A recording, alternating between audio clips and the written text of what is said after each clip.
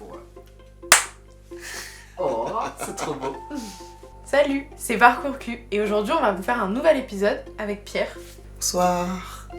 Comment est-ce que tu te définis? Je suis un garçon, cis, gay, tout simplement. Tout simplement? Ça a toujours été aussi simple?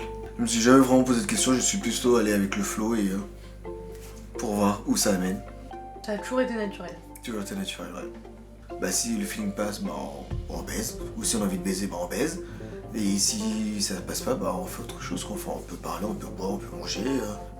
Qu'est-ce que ça fait vraiment d'être à la fois noir et homosexuel? Bon, après déjà en tant que noir, bah il y a toute cette idée d'exotisme. Les noirs, pour pas mal d'homosexuels, problématiques, on dit les choses comme elles sont. Les noirs c'est assez simple, soit c'est parce qu'ils sont bien parce qu'ils ont les gros culs et on peut les baiser et c'est très bien. Ou soit parce qu'ils ont de grosses bites et ils vont vous baiser très bien aussi. Et ces deux aspects de domination et de dominer, c'est assez usant en fait, puisqu'ils sont pas très intelligents sur la chose et ça se voit assez facilement, donc t'es un peu en mode ouais. Je suis très sentimental et très romantique, mais je suis aussi du genre à me faire chier à 3h du matin et d'aller sur les applications de rencontre et juste aller baiser quoi.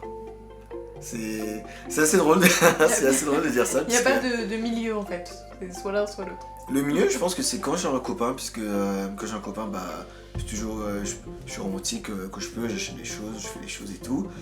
Et bah après, j'ai aussi envie de baiser, donc parfois je suis en mode je t'aime, je te fais de gros bisous et ce soir on baise. D'ailleurs, j'embrasse presque jamais mes plans cul. Le seul moment où j'embrasse mes plans cul, c'est quand il y a une bonne attirance et que je me dis ouais, dans une autre circonstance, j'aurais bien voulu voir plus loin. C'est un truc hyper marrant quand même, ce côté pas embrassé. Le baiser, alors que c'est pas du tout considéré comme un acte sexuel, c'est limite du coup plus intime que de faire l'amour avec quelqu'un, que de baiser avec quelqu'un du coup. Oui, carrément. Est-ce qu'il y a des trucs que tu aimerais changer dans ta découverte de la sexualité? Est-ce qu'il y a des trucs que tu regrettes carrément et que t'aurais bien aimé ne pas faire? Que du coup tu conseillerais aux autres de faire, de ne pas faire? Protégez-vous, déjà d'une, c'est très important.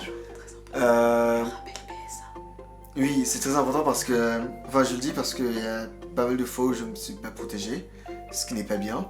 Et ce qui est surtout con en fait, c'est que j'étais conscient de la chose, mais au fond je ne voulais pas parce que sur le coup je n'avais pas envie alors que j'étais hyper conscient et que après je regrettais.